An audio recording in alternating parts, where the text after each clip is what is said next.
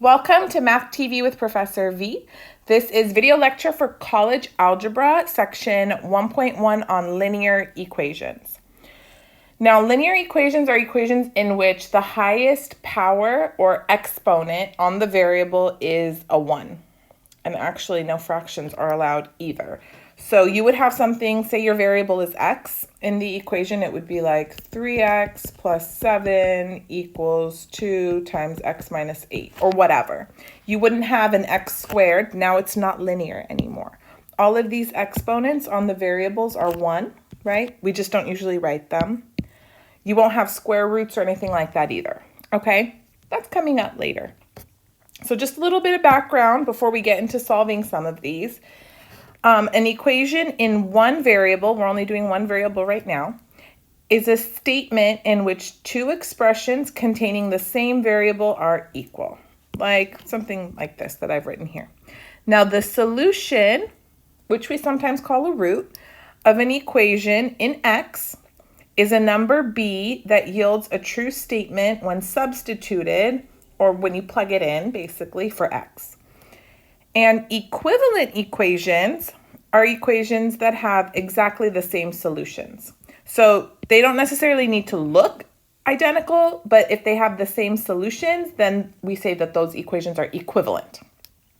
And an identity is an equation that's satisfied for any value of x. So you can plug in any real number into an identity, and you'll have a true statement every single time. So when we solve linear equations, we use basically two main properties of equality, the addition and multiplication property of equality. And what they basically let us do is play around or manipulate the equation so we can get the variable all by itself on one side. So for the addition property of equality, basically say you have an equation, a equals b, you're allowed to add or subtract, doesn't matter, the same number on both sides or the same quantity from both sides, and you'll end up with an equivalent equation. So equality is preserved, you still have a true statement. So we do that a lot. And then there's also the multiplication property of equality. So again, if you have an equation a equals b, then you're allowed to multiply both sides by some constant, c is a real number, and you have an equivalent equation. Again, you can also divide both sides by any real number, just not 0. Remember, we don't divide by 0. It's undefined. All right, so we're going to jump into some examples. Before we do, though, this is college algebra, so I'm sure you guys have solved some linear equations back in the day in more elementary algebra courses. These problems are going to be a little bit spicier, so just keep this little checklist right here handy as you work through problems so you make sure you don't forget any of these steps. First one is that you need to list any restrictions, okay? So we're going to go through and make sure that the denominators are never equal to 0. We'll talk about that more in just a minute. Otherwise, everything would be undefined. Next step, we're going to clear the equation of fractions. It's always easier just to get rid of them and be fraction-free. Maybe not always, but 99% of the time. So to do that, we're going to multiply both sides by the LCD, least common denominator. And then step 3, you're going to FOIL or distribute or do whatever sort of cleanup you need to do after you clear out the fractions. And then step 4, you're going to solve for the variable. And to do that, you're going to use both these properties of equality, addition and multiplication. Okay? So let's just jump right in. Why not? Solve each equation. So let's look at example 1. Let's go through the checklist. I need to list my restrictions. So how do I figure out what the restrictions are? Well, you look at the denominators, and remember, you don't want any of them to equal 0. If you have a 0 in the denominator, then the expression's undefined. Not a good thing. Okay, what I'm noticing right now is all these denominators are constants. There's no variables down there, right? Do you see an x in the denominator? No. So that means the denominators will never be 0 since they're constants. Constants don't change, right? So we have no restrictions. I'm going to write it down just so we know we thought about it, okay? Not that we were careless. No restrictions. Yay. Step 2, we're going to clear the equation of fractions. So we're going to multiply both sides by the LCD. So what you want to do first is figure out what the LCD is. What is the least common denominator for the whole equation? Okay, so if you look here, the denominators are 2 and 3. So the least common denominator would be the smallest number or quantity that all of the denominators could divide evenly into. So in this case, it's just going to be 6. All right. I haven't cleared the equation of the fractions yet. In order to do that, I have to multiply the entire equation by the LCD. I have to multiply everything by 6. Now, if you're pretty good at distributing and simplifying the fractions, then you can just do it like this. But I'm going to go term by term and really break it down just in case you need a little bit of extra help with those fractions, okay?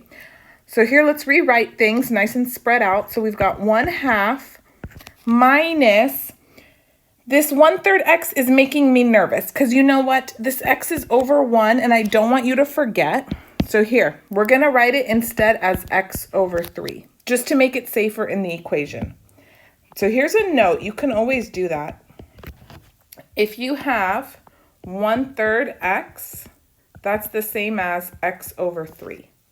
And, you know, sometimes it is nicer to write it this way, but since I don't want anyone getting jumbled up, wondering, is this x in the numerator or denominator? Let's just write it as x over 3 so that we're playing it safe. You know what I mean? Okay, good. I'm glad we're in agreement on that one. And then this equals 4/3. So everybody gets multiplied by 6. Don't forget, 6 is 6 over 1. Put the over 1 if you need to so you remember what's going on. I'll put it here. Doesn't matter which side.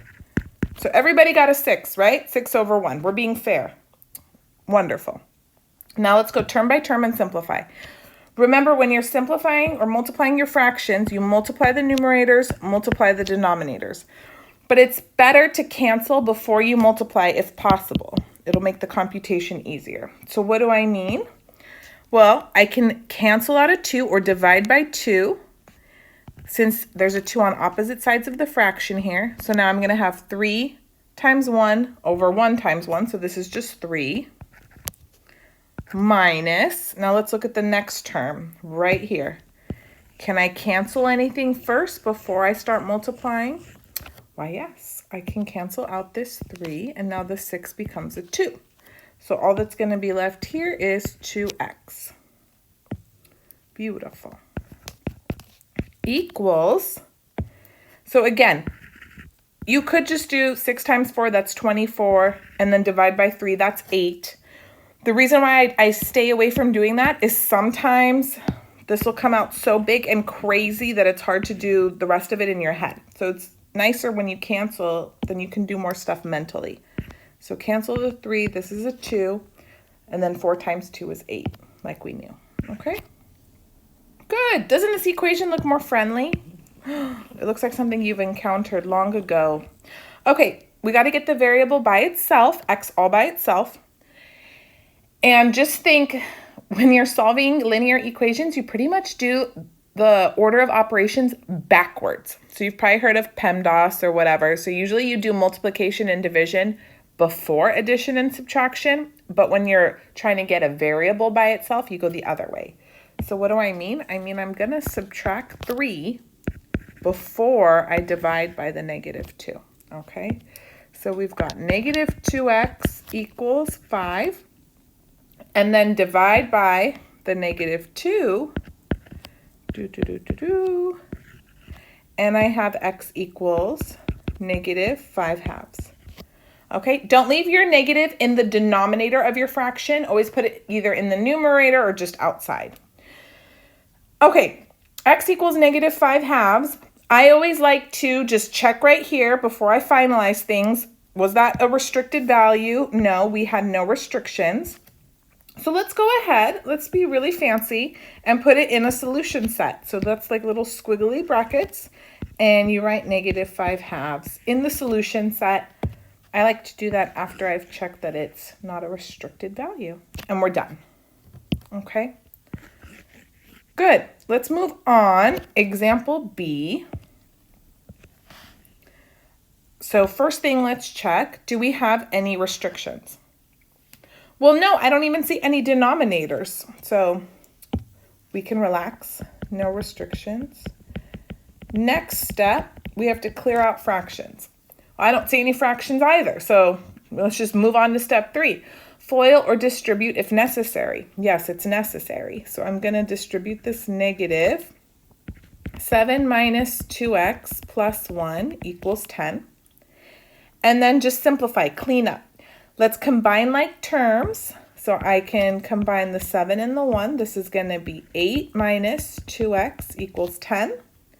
And then I need to get x by itself.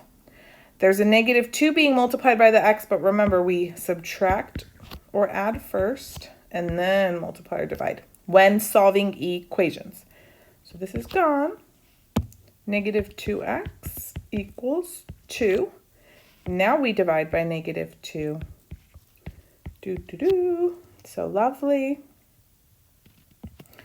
And we have x equals 2 divided by negative 2, negative 1.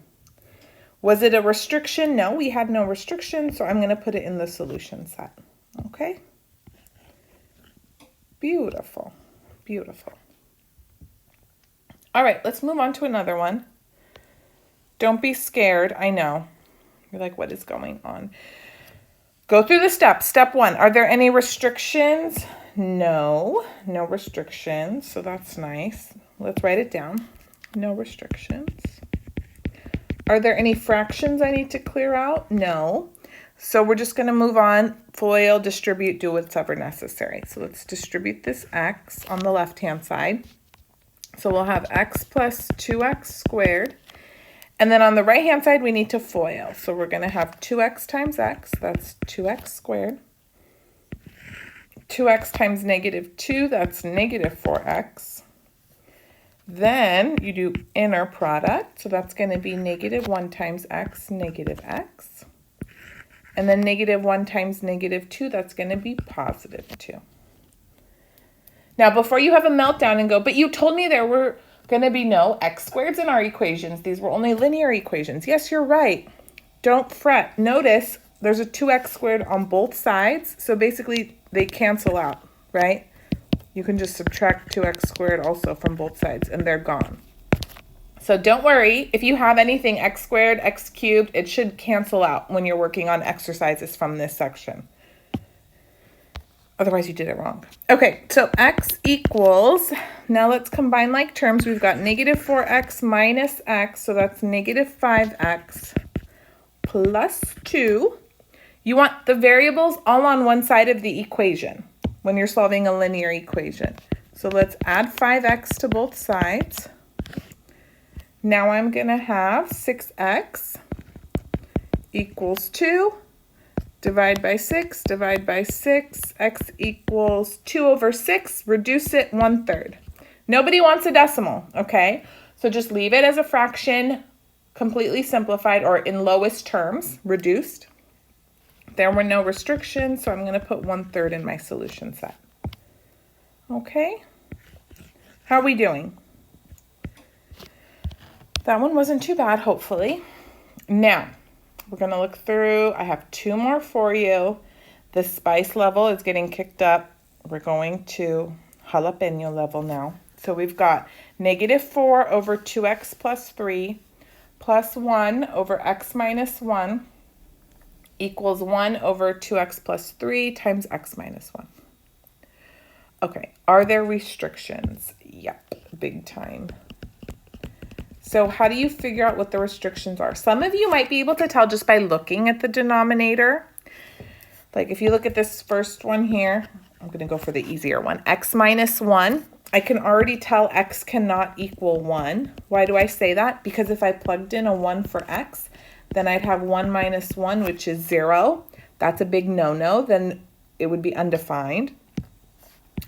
So if you can't tell just by looking, how do you find it? Well, you just say, what I don't want is for x minus 1 to equal 0. So you just set it equal to 0 and say, ooh, what would be problematic if x equals 1? So that's what we don't want. That's what we don't want. And then you could do the same thing for This other denominator, 2x plus 3, we don't want 2x plus 3 to equal 0. So we don't want 2x to equal negative 3. So we don't want x to be negative 3 halves. So those are our restrictions, 1 and negative 3 halves. Okay? I look at this other denominator on the right-hand side, and it has the same 2 restrictions. So we don't need to add to our list. We've just got 2 to worry about. Okay? Good. Now let's figure out what the LCD is. Maybe you can tell already. I'm going to rewrite the equation nice and spread out. So we've got negative 4 over, I'll just leave it like this, 2x plus 3. But if you want to put parentheses, that's fine too. Plus 1 over x minus 1 equals 1 over 2x plus 3 times x minus 1. So my least common denominator this time is going to be 2x plus 3 times x minus 1, right? Okay, good. So from here, what I do is I multiply everybody in the equation by the least common denominator. So you could just do it once over here, 2x plus 3, x minus 1. But if it's hard for you to imagine distributing, you can write it next to each term, which is what I'm going to do right now, just to kind of help you guys out, okay? So let's break it down. I'm going to multiply this first term by 2x plus 3, x minus 1. The next one by 2x plus 3, x minus 1. And then same thing here. The LCD always will be multiplied in the numerator, okay? Because remember, why are we even doing this? To get rid of the fractions. So you should have no denominators after multiplying by the LCD. The equation should be fraction free. All right, cancel.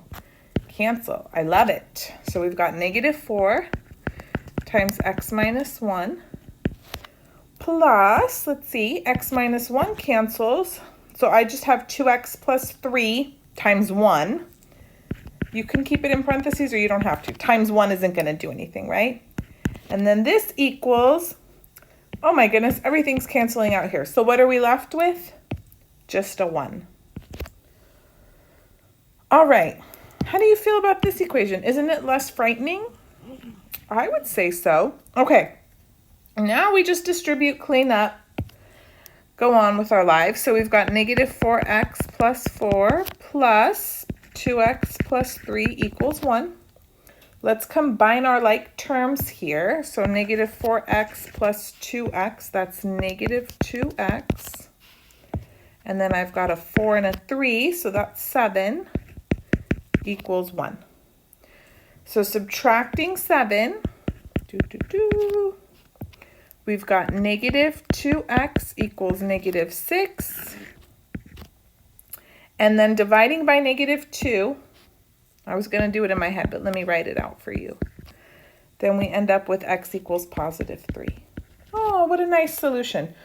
Let's make sure, though, it's not a restriction, right? Wouldn't that be ever so unfortunate? So go back. No, my restrictions were 1 and negative 3 halves, so 3 is good to go. So let's go ahead, put that in our solution set, and we're done. Yeah, we're totally done with that one. How did you feel about it? Good. Okay, let's look at the next one, example E. We've got x plus 1 over x squared plus 2x minus x plus 4 over x squared plus x equals negative 3 over x squared plus 3x plus 2. Now, keep in mind something. You can't tell what the restrictions are in this equation just yet because the denominators are not factored. So we have actually just a wee bit more work to do on this one. We have to factor all those denominators first, okay? It's all right. That's why you practiced factoring a couple weeks ago. So we've got x plus 1 over x squared plus 2x. You can take out an x. So I'll have x times x plus 2 like that. Minus, all right, let's see, x plus 4 over, then we've got x squared plus x. All right, so what do we do there? it's just two terms. So I'm just going to take out the greatest common factor. I can take out an x. So I've got x times x plus 1. And then this is equal to negative 3 over x squared plus 3x plus 2. Okay, so can you think of, since this is a trinomial, two numbers that multiply to 2 but add up to 3? Good. So it's going to factor into x plus 2 times x plus 1. All right. So now that all of the denominators are factored, what you're going to do is go through and make sure none of them will equal 0. So we're going to list our restrictions. First one, maybe a little different for you. You see how there's just an x all by itself? That means 0 is going to be a restriction. X cannot equal 0. So let's start listing them. Restrictions. This is a new problem. So x cannot equal 0. Now look at the next factor, x plus 2. So let's try to do that one in our head. If you set it equal to 0 and solve for x, you would get x equals negative 2. So that's our other restriction from that denominator, that factor. X cannot be negative 2, right? If you had negative 2 plus 2, then you would get a 0 there. Oof, no good. We don't want that. And then moving on, let's see. We've got another x, but I already took care of that earlier, right? X cannot equal 0, so we're good to go there. And then I've got x plus 1. So just in your head, think, if x plus 1 equals 0, that happens when x is negative 1. That's what we don't want. So x cannot equal negative 1. So we've got 3 restrictions. All right. Don't worry, it's not the end of the world. So now what we're going to do is go through and clear out all of the fractions multiplying by the LCD. Oh, and I just took a peek over here on the right side, and we already took care of the restrictions because we already had an x plus 2 and we already had an x plus 1. Okay?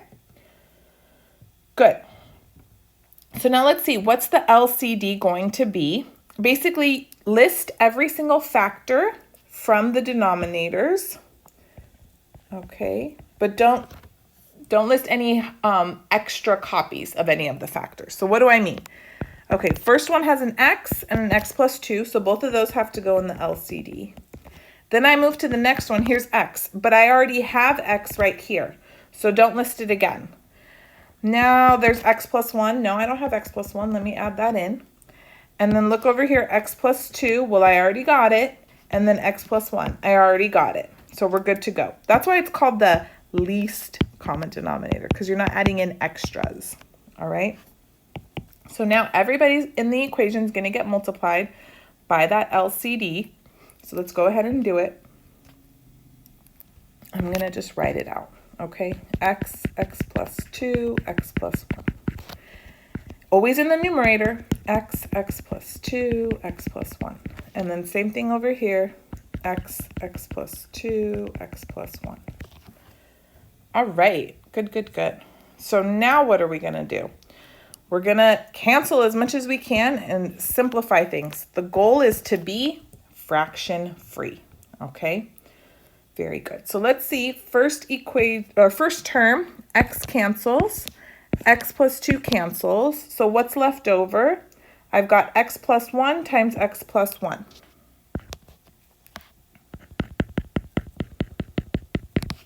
Minus. Let's look now at the next term. What's going to cancel? So x plus 1 and an x. Please be careful. I want you to put parentheses around this x plus 4 because the minus needs to distribute to the whole thing, right?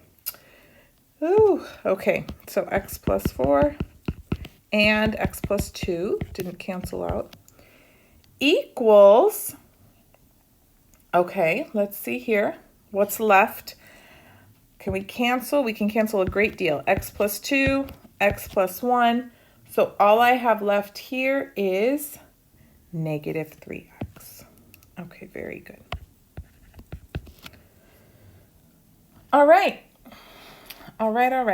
So from here, we got to clean up. X plus 1 times x plus 1, that's the same as x plus 1 squared. I wrote it out twice though. Maybe some of you still need to FOIL, or if you remember how to square a binomial, it'll be x squared plus 2x plus 1. If you need to just FOIL the whole thing out, then you would have, you know, x squared plus x plus 1. So that's where the plus 2x plus 1 comes from. Minus, now, general fact, don't distribute this negative until after you've multiplied these two out, okay? So x plus 4 times x plus 2, that's going to be x squared plus 6x plus 8 equals negative 3x, okay? Good. Now let's distribute. I know there's x squareds, but that's just for this moment. They're going to be gone. We're only doing linear equations, so don't stress. Minus x squared minus 6x minus 8 equals negative 3x. And then these cancel. Let's combine like terms. 2x minus 6x, that's negative 4x. And then 1 minus 8, that's negative 7, equals negative 3x. Now I want to get the variable all by itself. It doesn't have to be on the left. And this one, it's going to be easier if I just move the variable to the right. I'll actually be done. If I add 4x, bam, that's gone. I just have negative 7 equals x, right? Negative 3x plus 4x is 1x. And then we're done. I know. How do you feel about that? Okay.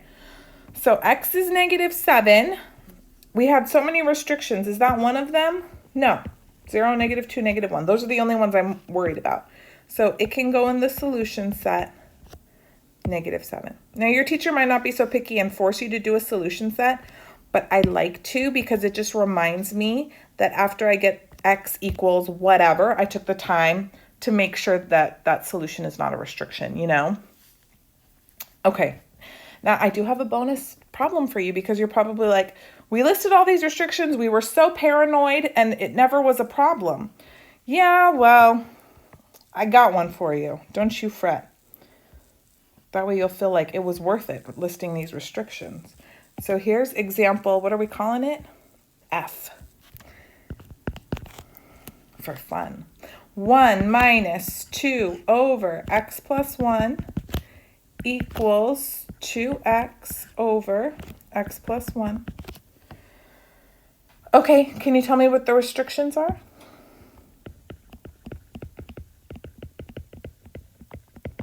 This one right here, it's just 1 over 1. There's no variables in the denominator, so no problem there. X plus 1, that would equal 0 if x is negative 1. So x cannot equal negative 1. Same for 2x over x plus 1. So I only have one restriction, negative 1. Now let's figure out what the LCD is. Look at the denominators. This is just 1 over 1, x plus 1, x plus 1. So the LCD is x plus 1. So I'm going to multiply everything in the equation by x plus 1. Always in the numerator. LCD goes in the numerator. Okay, let's see what's going on here. 1 times x plus 1, that's just x plus 1. Minus, oh look, this cancels, so nice. So we just have minus 2 equals, what am I left with on the right hand side now? Yeah, just 2x, okay. At this step, after you multiply by the LCD, there shouldn't be any more denominators left. There shouldn't be fractions. If there are, then you messed up. Either you picked the wrong LCD or I don't know, you simplified wrong. So let's clean up now. We can combine like terms over here. 1 minus 2, that's negative 1. So we've got x minus 1 equals 2x. Let's get all the variables on the right. So I can subtract x. This is gone. So now I have negative 1 equals 2x minus x is 1x. So x equals negative 1. Oh, but wait a minute. Wasn't that our restriction? Okay, so we can't put that in our solution set. So what do we report as our answer? We just say, we're so sorry, there's no solution. Okay, a couple other ways you can write out no solution you can literally write a little empty set like that. Oh, so sad. We had nothing to put in our solution set. Or something else you might have seen is this symbol. Okay, that also means the empty set. The one no, don't put the empty set in a set. That means something else, and now it's not empty anymore, okay? So you've got 3 options. Check with your instructor what they're okay with. They might want you to just write no solution. They might want you to just write an empty set. Probably not. This one's a little more obscure, but I love it. Or you could use this symbol here. All right? So that concludes the video. If you found it helpful, give it a little thumbs up. And we'll be working on quadratic equations coming up next. Bye, guys.